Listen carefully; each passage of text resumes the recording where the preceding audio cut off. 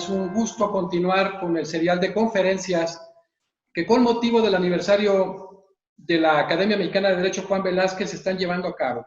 Hoy tenemos dentro de esta serie de conferencias o videoconferencias a un miembro distinguido de nuestra organización, que precisamente es Marco Aurelio Nava Cervantes, que él preside el capítulo Michoacán de la Academia Mexicana de Derecho y que evidentemente esta es también su fiesta.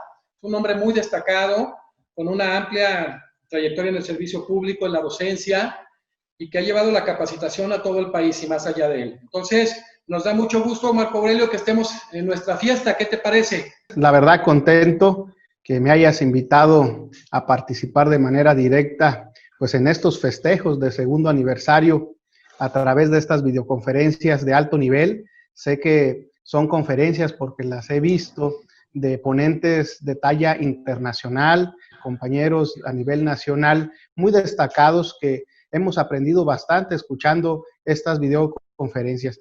Doctor, presidente de la Academia Mexicana de Derecho, Juan Velázquez, mi amigo, quiero agradecerte, felicitarte por tu labor al frente de esta academia, pero también quiero saludar al presidente honorario, a nuestro amigo Juan Velázquez, porque desde hace 2 años precisamente que iniciaron con este proyecto académico, con esta serie de ponencias, con esta serie de participaciones, te he visto pues prácticamente en todas las entidades federativas, llevando magistralmente tus ponencias, también al doctor Juan Velázquez. Sé que vas a otros países y la verdad me siento orgulloso pertenecer a la Academia Mexicana como presidente precisamente en el capítulo Michoacán.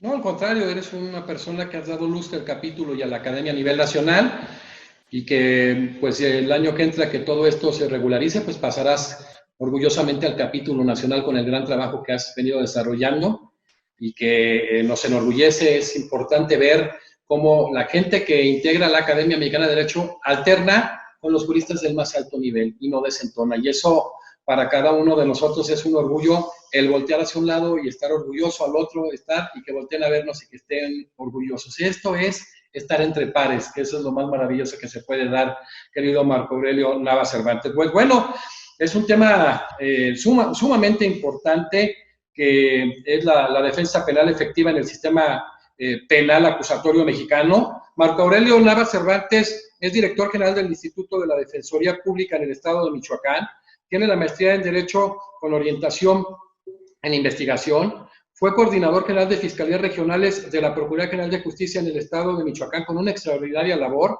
secretario particular en su momento del gobernador constitucional de Michoacán, ingeniero Silvano Aureoles Conejo, que también hizo, Marco, un trabajo extraordinario.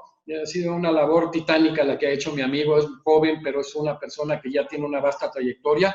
Tuvo experiencia precisamente en el Senado de la República y en la Cámara de Diputados, es decir, ha cubierto todos los frentes en el ejercicio de la función pública con excelencia y gran probidad, lo que nos enorgullece mucho porque ese es el proceso de selección que tiene la Academia. Y esto es lo que la hace diferente, porque sus objetivos son otros, son objetivos netamente académicos, objetivos de divulgación de la cultura jurídica, de intercambio de ideas entre pares a nivel nacional e internacional, y poder llevar la cultura de manera totalmente gratuita, no a todo México, a todo el continente. Hoy nos están viendo en toda América Latina, nos están viendo en España y en Italia, y quiero comentarles que una conferencia de las que ya se dio por nuestro amigo Néstor Caferata, hoy en día está en las páginas más importantes de las estructuras mundiales de derecho ambiental y en un chat de la Organización de Estados Americanos, donde están los principales magistrados que son ministros y jueces constitucionales de América Latina. Entonces, ha permeado todo el mundo, tribunales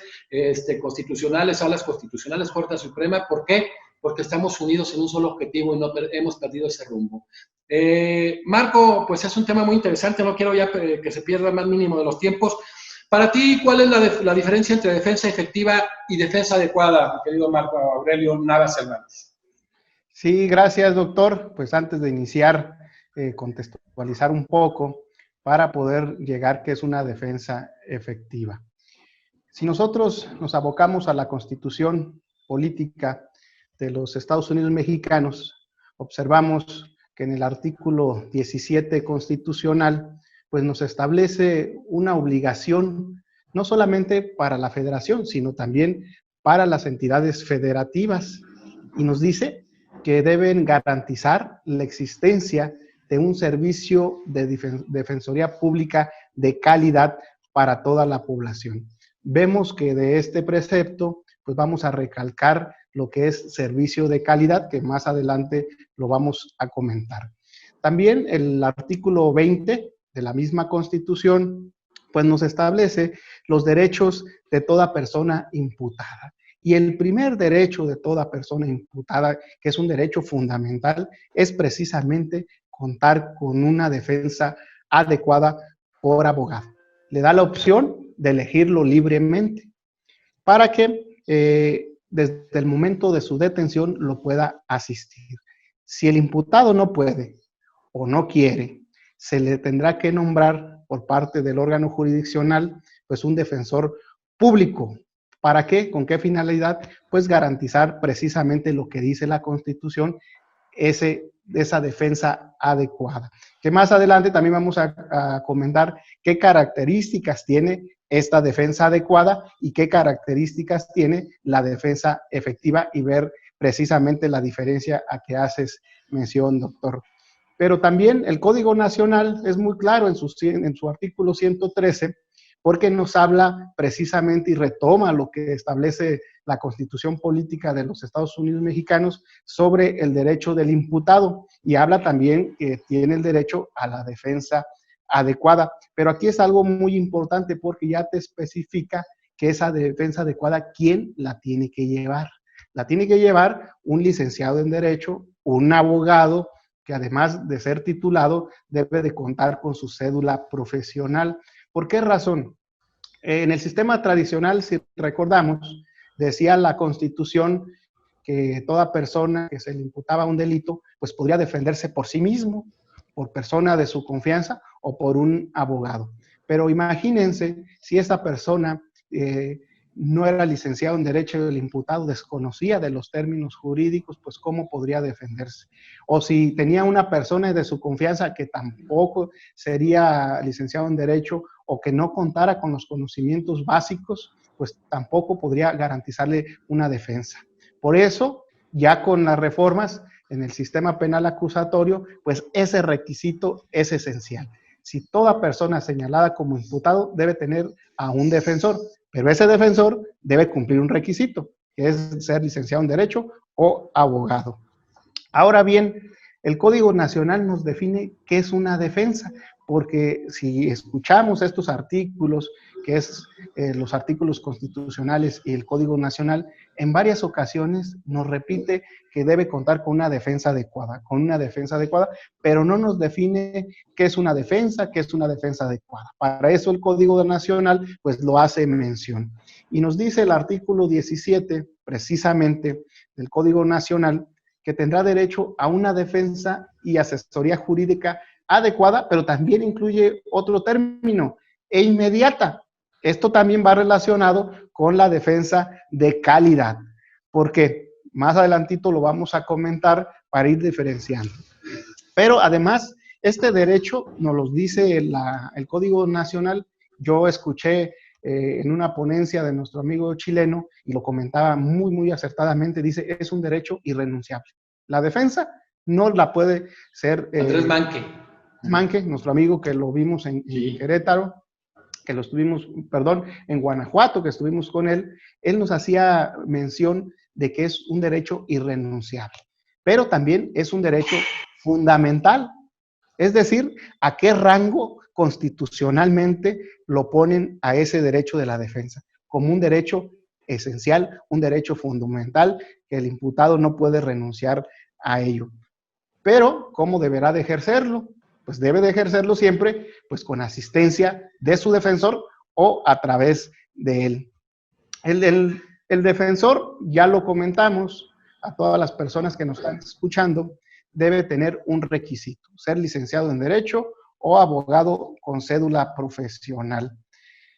Vemos que de estos preceptos, tanto de la Constitución como del Código Nacional, pues se desprende varios términos: defensa de calidad, se desprende la defensa técnica, se desprende qué es una defensa material, ¿Qué es una defensa adecuada y una defensa efectiva? Hay que analizar precisamente este tipo de defensas, pues para poder encontrar la diferencia. Iniciaré con la defensa de calidad. Nosotros hemos escuchado que el artículo 17 dice que de los estados deben de garantizar, y también la federación, un servicio de calidad. ¿Dónde hemos escuchado este término de servicio de calidad? Vamos nosotros a empresas y dicen, este servicio es de calidad, este producto es de calidad. ¿Cuál sería nuestro producto? Pues nuestra Constitución, nuestros códigos, nuestra ley. ¿Quién ejerce ese servicio? La Defensoría Pública y los abogados particulares también, por supuesto. ¿Pero a través de qué? Pues a través de los defensores. Entonces, si los defensores públicos son los que tienen que dar ese servicio, ¿cómo tienen que hacer para que sea un servicio de calidad? Pues es obligación del Estado, tanto de la federación como de las entidades federativas, pues que se capaciten, tienen que asegurar las condiciones de un servicio profesional. ¿Para qué? Para que esos defensores estén no solamente especializados, que eso es muy importante, debemos estar capacitados. Si para llevar una defensa penal debemos estar totalmente capacitados en el sistema penal acusatorio, porque podemos ser licenciados en Derecho, abogados especializados en un tema, ¿cuál se te viene a la mente? Materia administrativa o conociendo el penal, pero solamente el sistema tradicional. No te va a garantizar una defensa. Por eso es un requisito no solamente estar especializados, debes estar capacitados, y no solo la especialidad te da la capacitación. Y esa obligación de capacitar, pues es el Estado para elevar precisamente el servicio de calidad. En eso estriba la calidad en el servicio, la defensa de calidad. Ahora, la defensa técnica, su fundamento lo encontramos en el artículo 17 también, porque ahí en este artículo nos define qué es defensa, nos establece que es un derecho fundamental, nos establece que debe estar asistido por un abogado, pero además también nos dice qué debe consistir esa defensa técnica. Y nos dice el Código Nacional, que es aquella que debe realizar pues el abogado, defensor particular, ojo, que elija libremente el imputado. No se le debe de imponer una defensa, él debe de elegir libremente. O en su caso, un defensor público que le corresponda para que lo asista inmediatamente. Ahí inicia una defensa de calidad con la intención de darle a conocer sus derechos inmediatamente desde el momento de su detención y a lo largo del todo el procedimiento. Entonces, ¿qué caracteriza esa defensa técnica? Pues que ese defensor debe ser una persona especializada, es decir, licenciado en Derecho o abogado, pero debe tener el título y además una cédula profesional. Pero además el mismo código blinda esa defensa técnica porque le da una garantía. Ahorita lo estábamos comentando que no se requiere solamente una especialidad, sino una capacitación específicamente en el sistema penal acusatorio. Y en el supuesto que el órgano jurisdiccional, en este caso el juez, observa, advierte que existe pues de una manera manifiesta, muy sistemática, una deficiencia de ese defensor, pues ¿qué tiene que hacer? Pues inmediatamente va a prevenir al imputado para que designe otro. Y de esta manera, amigos, amigas, pues viene a blindar, a garantizar esa defensa técnica. ¿Qué es lo característica? Ser un licenciado en Derecho y ser un abogado reconocido, titulado con su cédula. Ahora, también hemos escuchado que tiene que garantizar una defensa material. Y muchas veces nos preguntamos, ¿y en qué consiste? Si hay una defensa técnica, hay una defensa de calidad, una defensa adecuada, una defensa efectiva, y la material, ¿en qué consiste? Pues recordemos que como es un derecho del imputado, el derecho a la defensa, esto es una característica muy importante, no la tiene nadie más que el imputado. Es un derecho, además, fundamental, constitucional, que no se puede renunciar a él. Y por ende, esa es la facultad de él. Él puede, a través Aquí puede ser que esta persona imputada tenga conocimientos jurídicos o no los tenga, pero su facultad es precisamente intervenir de propia voz en las audiencias, de interponer algún recurso, de examinar el expediente. Esa es la defensa material. Pero esa defensa la tiene que hacer valer siempre para llevar a una defensa adecuada, pues con asistencia de un defensor, que ya sabemos cuáles son los requisitos de ese defensor. Y para no dejarlo en el aire, Hernando Barreto Ardilla, en su texto sobre tratamiento del derecho de defensa cuando se implementa el sistema acusatorio, pues nos dice que es precisamente esa virtud de la cual el imputado está facultado para hacer valer. Y además, su fundamento legal lo encontramos en el artículo 113 y lo establece como derechos del imputado. Y entre ellos es precisamente tener acceso al registro de las investigaciones, precisamente solicitar la modificación de una medida cautelar y que se reciban los medios pertinentes de prueba durante la etapa que sea considerada. Eso es por citar lo que dice el Código Nacional. Ahora sí, vamos a entrar a lo que es una defensa adecuada y posteriormente una defensa efectiva para llegar a la diferencia. Ya nos quedó claro lo que es una defensa de calidad, que es una obligación totalmente del Estado, lo que es una defensa material, que es inherente al imputado, que es su derecho fundamental, y la serie de lo que establece el Código Nacional sobre sus derechos, y también lo que es la defensa, sobre todo la adecuada. El artículo 17, el mismo Código Nacional, el artículo 20, los preceptos hablan de una defensa adecuada. Y lo escuchamos en repetidas ocasiones, deberá contar con una defensa adecuada. Pero ¿qué será la defensa adecuada? No solamente basta el nombramiento de un licenciado en Derecho, ya lo platicamos ahorita. ¿Qué tal si no conoce del sistema?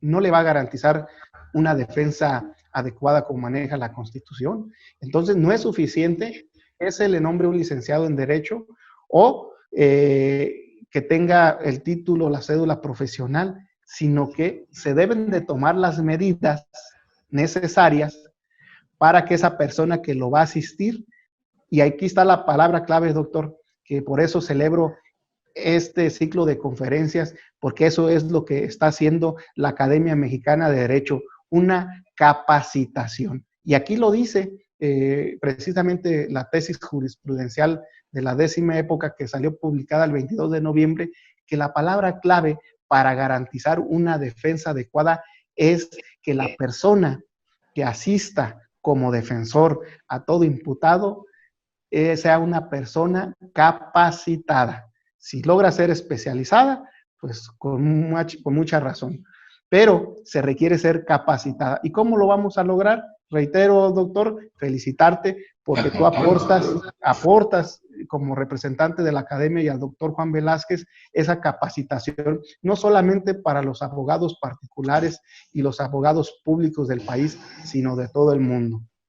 Y esta tesis que hago mención, para cumplir, pues tiene una serie de elementos y nos dice defensa adecuada en su vertiente material. Y nos dice que no se satisface la defensa adecuada con el solo nombramiento de un defensor licenciado en Derecho o abogado, sino que se requiere precisamente tomarse las medidas necesarias para que esta persona que va a asistir al imputado esté capacitada ¿para qué? Para defenderlo. Pero esta persona capacitada para defenderlo y llegar a la defensa adecuada se requiere primero ser licenciado en Derecho o abogado. ¿Qué se requiere como segundo? Que no haya obstáculos para que haga su defensa. 3, que este defensor, nosotros recordamos el Código Nacional y también la misma Constitución, establece las obligaciones de todo defensor. Y entre ellas es asistir al imputado inmediatamente que se le hace saber. Entonces él tiene obligaciones. Y para garantizar una defensa adecuada, él tiene que hacer un mínimo de actuaciones. Es decir, si a ti te nombran como defensor y te vuelves pasivo, difícilmente vas a lograr una defensa y mucho menos una defensa adecuada. Por eso están las obligaciones y lo señala el código para que cumpla con lo mínimo. Ahí está lo mínimo que tiene que cumplir. Una vez que cumpla eso, ¿quién tiene que garantizar precisamente que se cumpla eso? Pues el órgano jurisdiccional. ¿Por qué? Porque es el órgano garante precisamente de todo procedimiento, es el rector del procedimiento. ¿Con qué finalidad? Pues con la finalidad que se respeten los derechos fundamentales. Vean la importancia de que este órgano jurisdiccional, el juez precisamente, pues sea ese órgano controlador y que tome él las medidas necesarias para que no solamente el imputado, sino también las demás partes, la fiscalía, las víctimas, el abogado victimal, pues estén en igualdad de circunstancias. Una vez que el órgano jurisdiccional ya se haya cerciorado y haya tomado las medidas necesarias para poder garantizar una defensa adecuada, solamente es su papel, él deberá, el órgano jurisdiccional, de abstenerse de poder diseñar una estrategia de defensa, porque esa, ¿de quién es exclusiva? Diseñar una estrategia de defensa, pues del defensor, junto precisamente con el imputado para hacer valer su derecho material o su defensa material. Ahora, ¿cómo va a determinar o cuáles son esas medidas que el órgano jurisdiccional tiene que observar para decidir si ese derecho no ha sido violentado? Primero, si una de las fallas o las fallas que se han tenido en la defensa no sea por voluntad del imputado, es decir, que el imputado haya direccionado para que el abogado tenga fallas. Eso tiene que cerciorarse. Y que sea precisamente esas fallas una negligencia, una falta de capacidad técnica del defensor. Dos, evaluar si las fallas de la defensa no sean consecuencia a una estrategia. Los delitos que están en el código, pues lo mencionan, pero los hechos de un delito son totalmente diferentes. Entonces, ¿qué tienes que diseñar? Estrategias diferentes, aunque sean delitos iguales, el diseño de la defensa siempre será diferente. Entonces, que no sea esa deficiencia una estrategia también. Ahora bien, si el fallo que se da por el órgano jurisdiccional, eso tiene que observar precisamente el juez, no se haya dado en perjuicio del imputado precisamente por esas fallas, por esa falta de capacidad técnica del defensor. Una vez que hace esa evaluación el juez, ¿qué tendrá que hacer? Pues inmediatamente le tiene que avisar al imputado y decirle, su defensor no le garantiza una defensa adecuada por esta razón. Una vez que le dice la razón, le va a decir que nombre otro defensor. Y aquí hay tres supuestos. Puede nombrar otro defensor particular o se le puede nombrar un defensor público. Y el tercer supuesto es que cambie de defensor. Y aquí voy a resaltar una figura muy importante. Si cambia de defensor, pues se le tiene que dar pues un tiempo considerable. ¿Con qué finalidad? Pues para que el nuevo defensor pues conozca, registre, observe y prediseñe precisamente otra vez la estrategia, porque hubo fallas en la anterior. Eso es lo que tiene que hacer, ya sea público o privado. Pero fíjense, esto es muy importante y por eso quiero mencionarlo. Pero ¿qué tal si el imputado decide que lo siga defendiendo el mismo defensor? Es su derecho, es un derecho fundamental, es un derecho irrenunciable. ¿Qué tiene que hacer él? No le puedes decir, mire, no puede porque no tiene capacidad. Él lo eligió libremente. Pero en este supuesto, para no violentarle su derecho, ¿qué tiene que hacer el órgano jurisdiccional? Nombrar de ese abogado que tiene ya, nombrar un defensor público. Y dice la tesis que para que colabore con el defensor y puedan diseñar una estrategia y de esta manera garantizar una defensa adecuada. Eso no te da el hecho de garantizar una defensa efectiva, eso vamos más adelante. Pero si se fijan, pues con esta medida ya el órgano jurisdiccional dice, está reconocido todos sus derechos, se les salvaguarda sus derechos fundamentales y sobre todo lo más importante, que es a una defensa adecuada. Entonces, voy a resumir porque es muy importante este tema, decir que la defensa adecuada, pues el imputado es asistido por un licenciado en Derecho y por un abogado con título y cédula profesional. Es como primer requisito. Segundo requisito, que no haya obstáculos para que ese defensor haga su trabajo. Pero ese defensor, como tercer requisito, debe hacer un estándar mínimo de sus deberes, es decir, cumplir con sus obligaciones como defensor. 4, ¿quién tiene que cerciorarse? ¿Quién tiene que tomar las medidas? Pues el juez. ¿En qué calidad? Pues en calidad de garante y rector del procedimiento. Y 5, también es muy importante que una vez que se haya tomado esas medidas, el órgano jurisdiccional, en este caso el juez, debe de abstener de controlar la defensa porque la estrategia es exclusiva del defensor. Ahora, ¿cuál sería, ahora sí, la diferencia entre la defensa adecuada y la defensa efectiva? Vemos que en la defensa adecuada viene inmersa la defensa de calidad, viene también la defensa técnica, viene la defensa material y por ende forma la defensa adecuada, pero no viene todavía a ser una defensa efectiva, porque puede cumplir con todos los requisitos, puede ser una persona capacitada, puede diseñar una estrategia, pero ¿qué tal si esa estrategia diseñada no le beneficia al imputado? Entonces no sería una defensa efectiva, porque ¿en qué consiste la defensa efectiva? La defensa efectiva es contar con un resultado deseado en beneficio de quién, pues de quien es titular de ese derecho a la defensa, que es el imputado. Y el imputado, a través de su defensor, ya ves que haya diseñado una estrategia que lo lleve primero a buscar una salida alterna, si así lo necesito. ¿Para qué vamos a juicio si podemos resolver el asunto en una salida alterna? Y eso beneficia al imputado.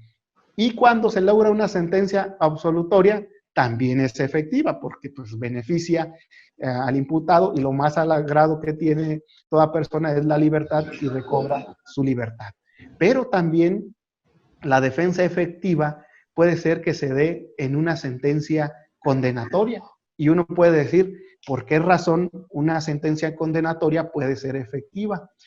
Porque se trata de que al imputado se le respeten todos sus derechos durante el procedimiento. Si esta persona que se le imputa un delito lo cometió, están las pruebas que hace valer la fiscalía y todo apunta, pero también para eso está la defensa, para diseñar una estrategia y que, además de haber sido condenatoria, benefició en todo momento al imputado, ya sea inmediatamente o a mediano plazo. También eso logra ser la efectividad. Entonces, la diferencia está muy marcada. La diferencia entre defensa adecuada y defensa efectiva sería la siguiente, que en la defensa efectiva se da a través de la estrategia y haber velado los derechos fundamentales durante el procedimiento, un resultado positivo, un resultado deseado por el imputado diseñado a través de las estrategias del defensor, ya sea resolviéndolo a través de una salida alterna, ya sea a través de una sentencia absolutoria o una sentencia condenatoria, pero siempre y cuando beneficie en todo al imputado. Esa es la gran diferencia, doctor. Excelente. La verdad que a mí me da muchísimo gusto ver la calidad que tenemos en el interior de la Academia Mexicana de Derecho y lo que se tiene en las defensorías públicas del país. Eres un hombre, aparte comprometido, con un excelente conocimiento y eso nos enorgullece, Marco Aurelio. Qué bueno, este tema de la defensa, pues es básico en la jurisprudencia, sobre todo en el diálogo jurisprudencial vertical con la Corte Interamericana de Derechos Humanos. Encontramos muchísimas cuestiones importantes, el caso Apis contra Venezuela, encontramos el caso Castillo-Petrucci contra Perú, y en el diálogo horizontal encontramos una sentencia que es un referente, que es la sentencia Gordillo de la Corte Suprema de Argentina, que establece que la defensa debe ser obligatoria a cargo del Estado, debe ser adecuada, debe ser irrenunciable y debe ser ininterrumpida.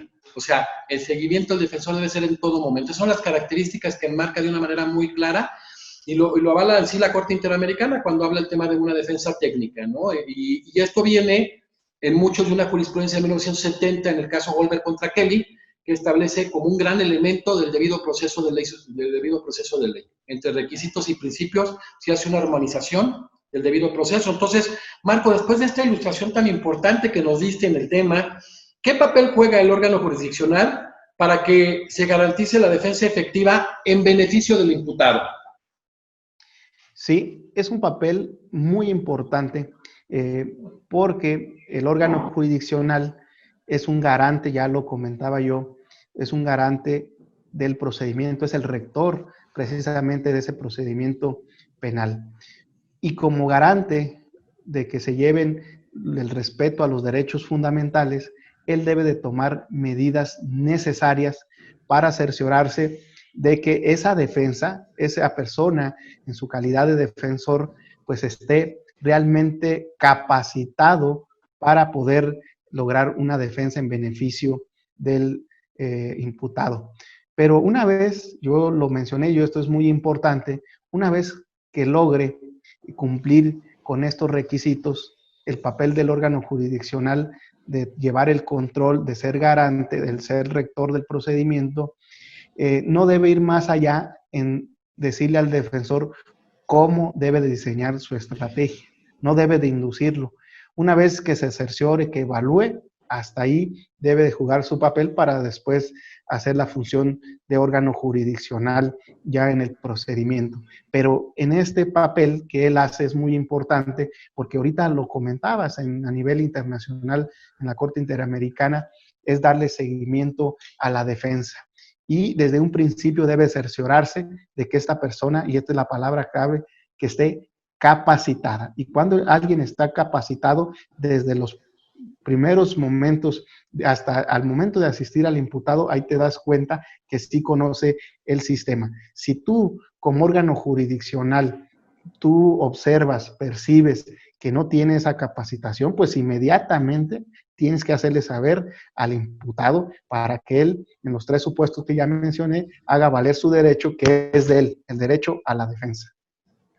Perfecto, tú ya avanzaste en un tema muy interesante que me gustaría mucho que lo precises con esa experticia que te caracteriza, Marco Aurelio. El defensor colaborador, ¿qué nos puedes exponer en ese tema para abundar en él? Sí, continuando con la tarea que hace el órgano jurisdiccional, una vez que él percibe, una vez haber hecho la evaluación necesaria de que hay fallas en la defensa y que informa al imputado y le comenta que tiene derecho a cambiar de defensor, pero en el supuesto de que el imputado, haciendo valer su derecho, nos diga, no quiero cambiar de defensor, quiero que el mismo defensor, aunque tenga las fallas, me siga asistiendo, me siga defendiendo. Aquí entra el papel importante que hace el órgano jurisdiccional porque inmediatamente deberá de nombrar a un defensor público, y así lo dice textualmente, para que colabore con la defensa. Y de esta manera, ¿qué tenemos como resultado? Que se garantice lo que dice la Constitución, de que el imputado tenga una defensa adecuada y entre los dos, pues diseñarán ya o redireccionarán la estrategia para buscar la efectividad precisamente en la defensa. Por eso es muy importante y esta tesis que salió el 22 de noviembre del año pasado, pues ya podemos mencionar que hay una nueva figura de defensor, que será aparte el defensor colaborador, en este caso, pues un defensor público. Excelente, sí, fíjate que me agrada mucho el nivel de la defensa pública. Es una transformación impresionante y es ahí donde se hace efectivo este tema de la defensa, ¿no? En el procedimiento penal, en el nuevo sistema penal, en el sistema acusatorio adversarial de corte netamente oral. Y eso implica ir consolidándose hacia un Estado de Derecho. Por esa situación viene una pregunta muy interesante. Tú desde ese lado, con toda esa experticia que tienes, con ese equipo de trabajo que se ha formado con defensores de alta calidad, con defensores precisamente con verdadera capacidad técnica y experticia en este sistema, ¿qué porcentaje de asuntos tramitados ante los tribunales se ventilan por parte de la defensa privada y de la defensa pública? Porque ahí se van a dar cuenta de algo y quiero agregar, es increíble la labor que han generado, por ejemplo, admirable lo que ha hecho el capítulo Michoacán. Ha hecho un trabajo muy fuerte con la academia, hemos ido de la mano, se han generado eventos de altísimo nivel, procesos de capacitación y actualización, y reitero y adelanto, tiene como si fuese un seminario o un taller a nivel internacional con varios de los mejores expositores en temas de derecho del nuevo sistema penal, que obviamente tiene que estar Marco Aurelio ahí, dando algunos temas importantes para que lo vean ya en la práctica. Y bueno, este tema es porque has logrado tú una capacitación como varios defensores públicos, como todo lo que es la estructura de la defensoría a nivel nacional, pero el porcentaje me interesa mucho porque se van a quedar, no, algunos muy sorprendidos y otros van a saber que, bueno, dicen que nadie está obligado a lo imposible. Yo no sé si ustedes están muy cerca de ello, Marco. Fíjate, doctor, que esa pregunta es muy interesante. La hemos analizado y hemos buscado, pues, cómo aportar para que cambien esos números. Pero voy a mencionar algo que dice la Constitución cuando habla de los derechos del imputado, que tendrá el derecho a la defensa por abogado. Y dice, y lo elegirá libremente. Es decir, como primera opción le da al abogado particular. Si no puede o no quiere, ya entra pues como segunda opción el defensor público. Son ahora sí las facultades de toda persona que va a defender, puede ser público o puede ser un abogado particular. Pero ya en los hechos, ya en la realidad, el porcentaje aquí lo vamos a notar.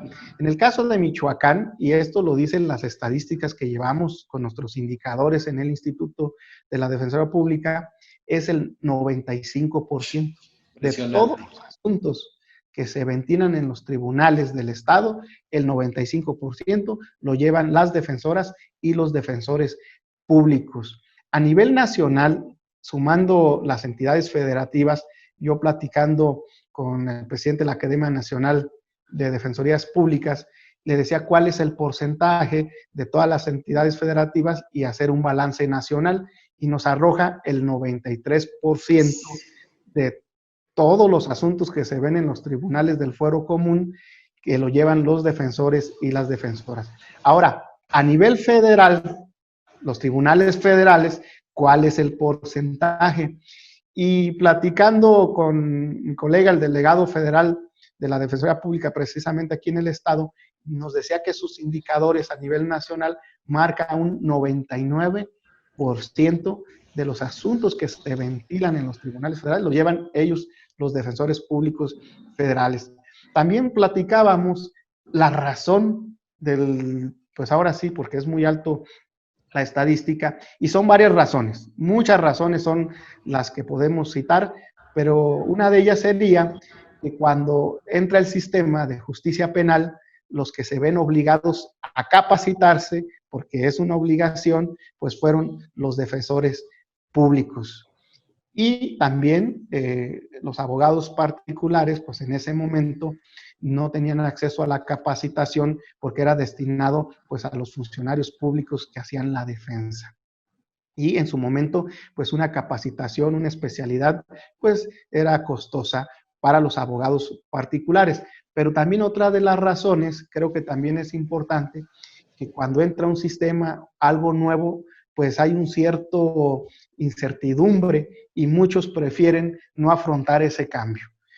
A los abogados públicos, pues les tocó afrontar el cambio porque era una obligación la capacitación para todos los operadores del sistema. Entonces, pues ahí están los números. ¿Qué tenemos que hacer, doctor? Fíjate que durante la plática que estamos teniendo, la palabra que más repetimos es la capacitación. Por eso yo celebro que la Academia Mexicana de Derecho haga este tipo de conferencias. Sé que han hecho congresos donde has participado, y algo muy importante, que la capacitación es totalmente gratuita.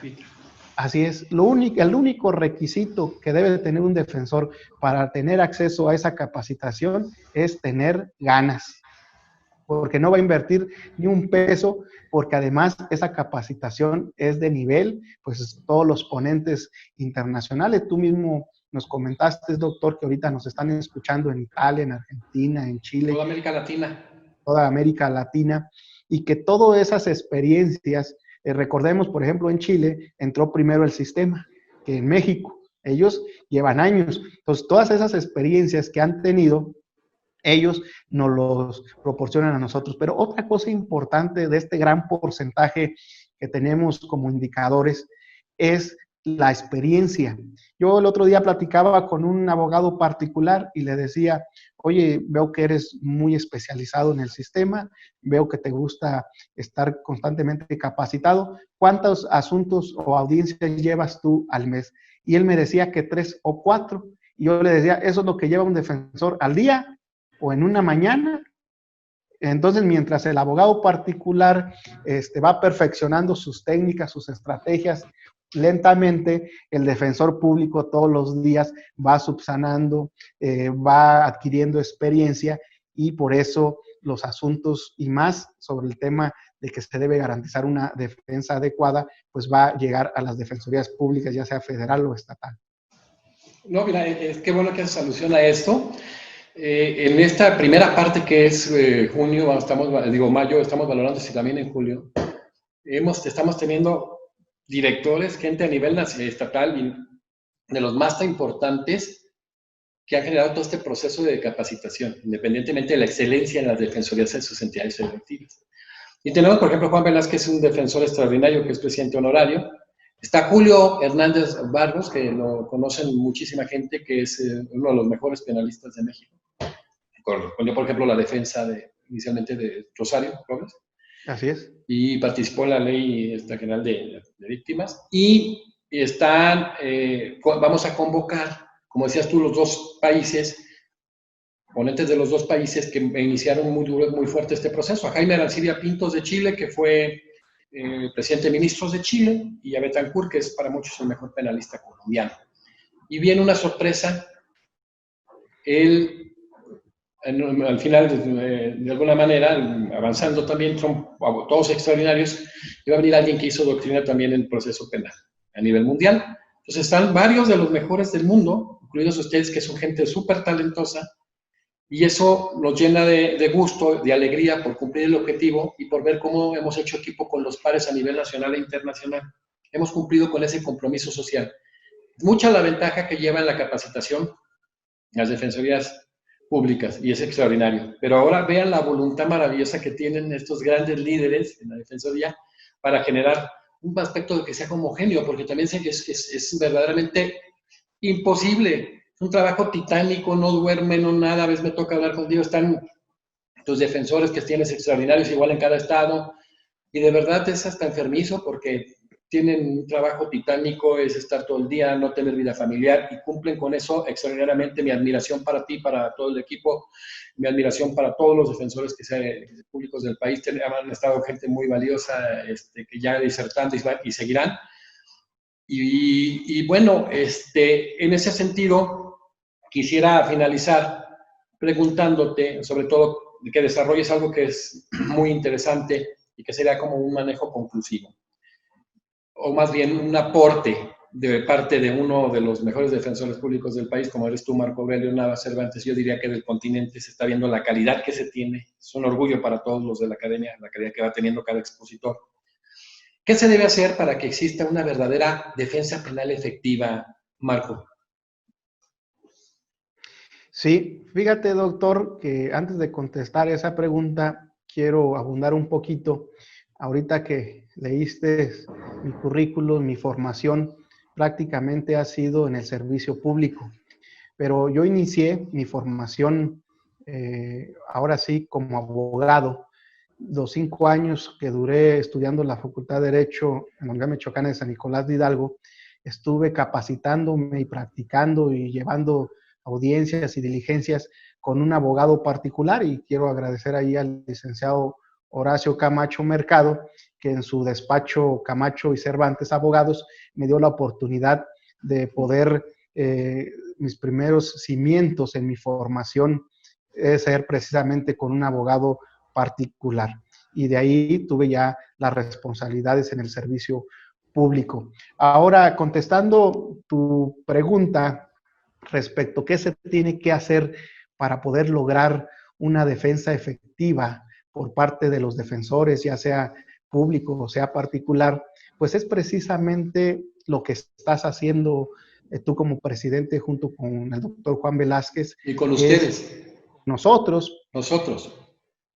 la constante capacitación.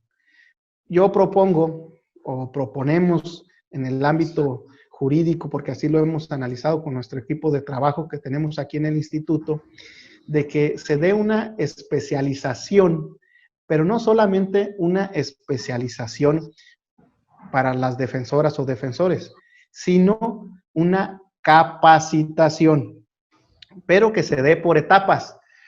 Ahorita el defensor público se puede especializar en justicia para adolescentes, se puede especializar en juicios de oralidad, se puede especializar en técnicas de litigación, pero sería muy importante, y eso lo dejo para los que organizan congresos y que además son muy pues constantes en sus capacitaciones, es poder capacitar por etapas. Es decir, si nosotros logramos capacitar a los defensores, llámese público o llámese particular, en una etapa de investigación, en una etapa de judicialización, para que no solamente se dé la estrategia ya en la etapa de judicialización, sino si se llega a capacitar en técnicas o en actos de investigación, desde ahí podemos diseñar, es más, desde el momento que tú asistes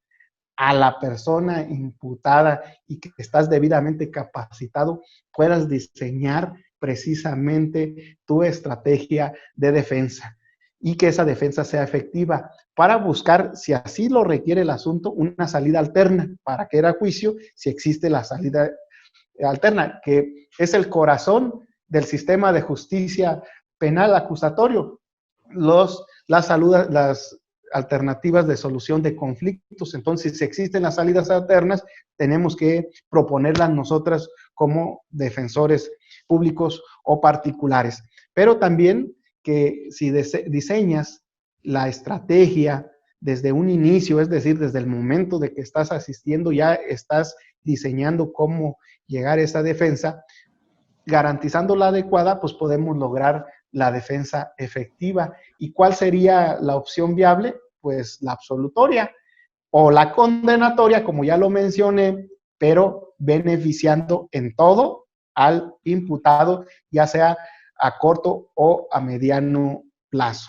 Yo creo que eso es lo que debemos de lograr, esa capacitación, pero no una capacitación aislada que solamente el Estado haga, sino que las asociaciones como la nuestra, la Academia Mexicana de Derecho, participe con el Estado, en este caso con las defensorías públicas, y que participe no solamente en la organización, sino también en la exposición, en la participación y sobre todo, algo muy importante, hacer simulaciones de juicio entre abogados públicos, abogados particulares, donde intervenga también un representante del órgano jurisdiccional, algún abogado victimal, alguien que la haga de imputado, alguien que la haga de víctima, y de esta manera vayamos nosotros conociendo cómo se lleva un juicio y para que esos indicadores pues bajen un poco, porque un momento dado, si a nivel federal es el 99%, pues está a uno a llegar al 100%. Sí, sí. Fíjate que ahorita que señalas esta situación, qué bueno, porque en ese diseño lo vamos a platicar en su momento y lo vamos adelantando contigo, con Jesús, con cada uno, con todos los que lo integran, Bringas, todos los que lo integran, para efecto de generar un taller también. Creo que es muy importante. Entonces, es algo muy atinado, esa recreación que permite la visibilidad, ¿no? Y sobre todo empezar a ver, pues, cuáles son cuál sería la mejor formación en todo este tipo de situaciones. Y generar eso que dices tú, que empate. A final de cuentas, yo creo que el mismo Estado, como dices tú, atinadamente capacitó a los defensores públicos de manera extraordinaria, perdonando la expresión, están sobrados en muchas ocasiones. Es a la inversa, como se dio históricamente antes. Ese es un pobre defensor y ahora es un defensor, es un titán, o sea, están conformados muy académicamente, sus congresos son extraordinarios, sus seriales de conferencias son de primer mundo. Y aquí lo más importante es ese compromiso que se tiene, ¿no? Entonces, tú consideras, para concluir, con toda esa pericia que tienes, me agrada mucho que seas tan agradecido, siempre lo he sabido, eres un tipo institucional y sobre todo, aparte de ellos, pues eres un tipo de altísima confianza, que yo te tengo demasiado aprecio y tú lo sabes, un tipo de gran lealtad académica y humana, que eso es complicado, pero yo he encontrado muchos entre ellos a ti. Y bueno, para conclusión, el Estado ha estado sobrado en la capacitación, tú dijiste, llegó tarde o nula la capacitación porque fue muy cara para el defensor particular. Entonces, de alguna manera, en el término constitucional, si no generas las condiciones para que se formen estos defensores privados, pues de alguna manera estás dejando en estado de indefensión a las personas. Se ha buscado este tema, tú ya lo dijiste, el defensor colaborador, que es muy interesante, que lo describiste tú y que para muchos va a ser novedoso. ¿Tú consideras, ya lo avanzaste en términos de conclusión para cerrar, que esta labor que hacen muchos órganos, incluso el mismo Estado ha estado mejorando en eso, ustedes han sido extraordinarios como defensorías públicas, y ahora la labor que hemos hecho coordinándonos a nivel nacional de capacitación, representaría buscar esa mayor efectividad, el buscar precisamente que sea adecuada, pero sea efectiva la defensa, es decir, que haya un mayor número de operadores privados en la defensa para que haya un equilibrio en ella, porque también es inhumano la carga que tienen. Hablas de porcentajes de 95, 93, 99, es que es inhumano. Entonces, a final de cuentas, pues también hay límites. Somos seres humanos y hacen cuestiones extraordinarias, pero en el equilibrio emocional que deben de tener cada uno de ustedes, como pasa en el Poder Judicial Federal, a veces no tiene, o en los mismos estados que se desbordan, no tienen vida. Esa es una realidad y tú lo sabes. A veces te hablo y estás 2, 3 de la mañana trabajando, o sea, es muy maravilloso, pero pues tienes una familia, tienes una vida social que a veces la tienes muy truncada. ¿Crees que es fundamental que se formen estos operadores, estos defensores privados altamente capacitados? Sí, fíjate que en este aspecto quiero comentar lo siguiente. A inicios de año, aquí debo de reconocer y agradecer al gobernador del estado de Michoacán, el ingeniero Silvano Aureoles, que siempre preocupado para que los operadores del sistema de justicia puedan tener las herramientas necesarias, porque todos los operadores del sistema buscamos lo mismo, que se haga justicia, unos administrando, uno velando los intereses de la víctima, otros llevando una defensa adecuada en favor del imputado. Es decir, en ese tenor, desde que nos nombró el gobernador de Michoacán, el señor Silvano Aureoles, y preocupado por el respeto de los derechos fundamentales desde el punto de vista de la defensa, pues echamos a andar precisamente una serie de foros en las regiones en todo el estado. Iniciamos en la ciudad de Lázaro Cárdenas y luego fue en el municipio de Zacapa.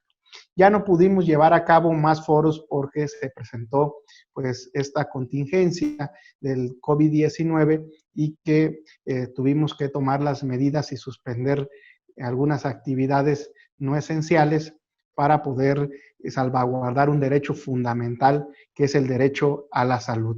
Pero retomando de que organizamos estos foros, lo hicimos como Instituto de la Defensoría Pública, pero no solamente nosotros. Aquí nos acompañó el Colegio de Abogados, la Barra de Abogados, ustedes como Academia Mexicana o nosotros como Academia Mexicana de Derecho también nos vimos involucrados.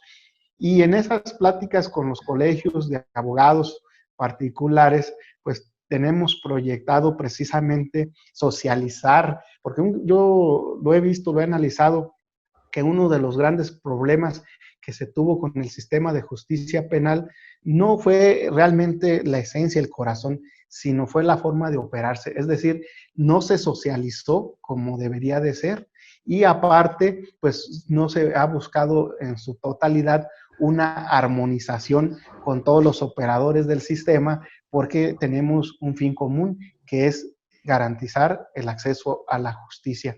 Entonces, con estos foros regionales de socialización, pues iniciamos con los abogados particulares, pero también tenemos que ir más allá, es decir, con los diferentes sectores, transportistas, campesinos, medios de comunicación, porque la Constitución es muy clara, va dirigida a la población, el derecho del servicio de calidad de la Defensoría Pública. Entonces, si va a la población, nosotros en los foros o en los congresos, no solamente es una capacitación para nosotros, sino para los abogados particulares, pero también para todos esos sectores, para ir socializando el sistema de justicia penal y busquemos desde nuestra trinchera como defensores esa efectividad precisamente, porque además, lo dice la Constitución, la obligación de la defensa es de los abogados particulares y del abogado público.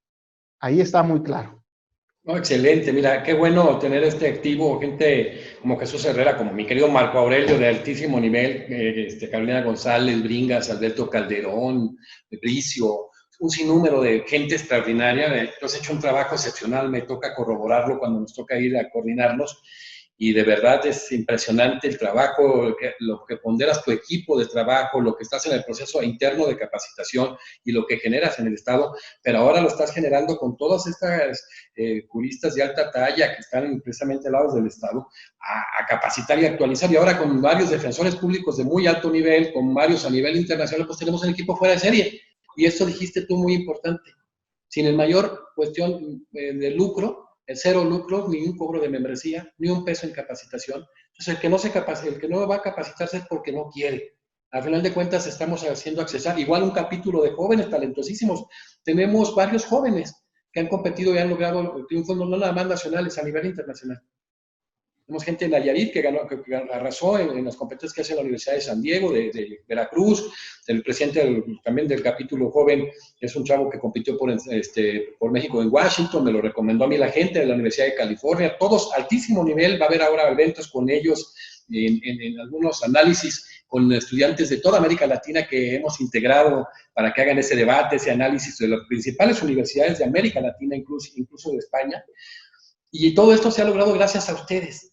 Este serial de conferencias nacionales e internacionales las hicieron ustedes y ustedes están conferenciando y sobre todo algo maravilloso, Marco, con el aprecio que te tengo y a cada uno se lo he dicho porque en el proceso de elección veo y todos los internacionales y todos los nacionales son gente que yo admiro, te lo quiero reiterar, tengo una gran admiración, un respeto por ti y sobre todo un gran afecto y eso me hace sentirme, a mí en lo personal, muy orgulloso. A mí como que me hayan elegido como presidente, que me tengan como su amigo, que me enseñen y me enderecen la plana todos los días, que bueno, me hagan entender muchas cosas, se los agradezco, te lo agradezco a ti, Marco Aurelio Nava Cervantes. Para mí es continuar con una conferencia extraordinaria de una muy alta talla que está viendo en toda América Latina y en parte de Europa, y eso me da mucho orgullo. Esta es la Academia Mexicana de Derecho, a todos sus amigos de América Latina y de Europa, y pues, seguir con estas conferencias de nuestros ponentes nacionales es demostrar el músculo que tiene una organización que no lucra y que nunca desvía su objetivo.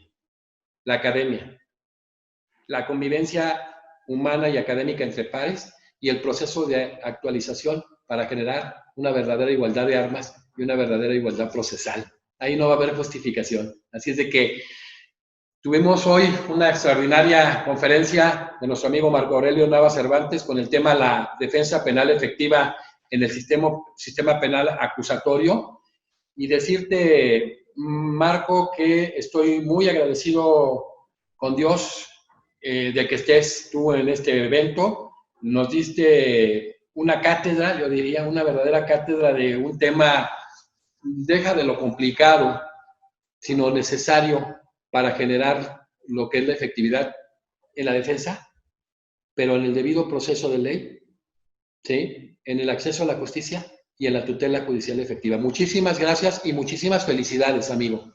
Yo solamente, doctor, cierro agradeciendo a la Academia Mexicana de Derecho Juan Velázquez. Me siento muy orgulloso de pertenecer a esta academia, agradecerte a ti en lo personal por la oportunidad que me has brindado y la confianza.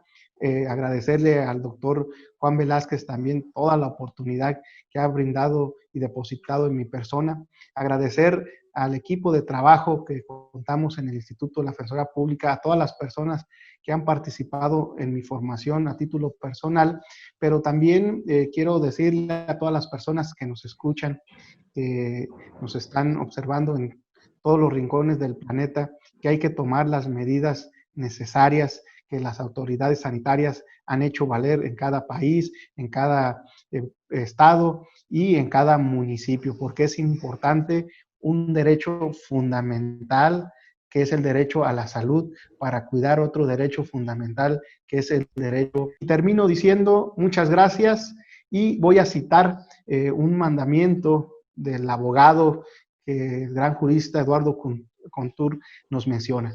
El derecho se transforma constantemente.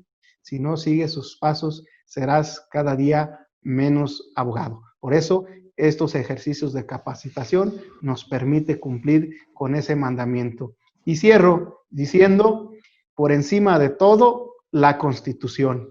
Por encima de la Constitución, nada. La supremacía constitucional y la supremacía internacional, respetando los derechos fundamentales del ser humano. Muchas gracias. Gracias, y ya así cerrando en ese sentido, hay que atender a la recomendación 1/2020 de la Comisión Interamericana de Derechos Humanos, que es un estándar tirado en el tema de la pandemia y una recomendación al Estado mexicano. Y bueno, qué bueno que aludiste a Eduardo J. Couture, para que vean el nivel de miembros honorarios que tiene la Academia Mexicana de Derecho. Pues ya le tocó por ahí conferenciar a quien sucedió la cátedra de Eduardo en la Universidad en Uruguay.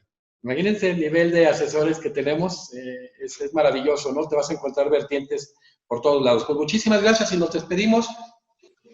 Felicitarte, gracias, doctor, y además con estas herramientas digitales que llevan a cabo ustedes, mis felicitaciones, porque nosotros en el Defensor Público a tu alcance las utilizamos para garantizar ese derecho humano de acceso a la justicia. Muchas gracias. Gracias, nos vemos pronto.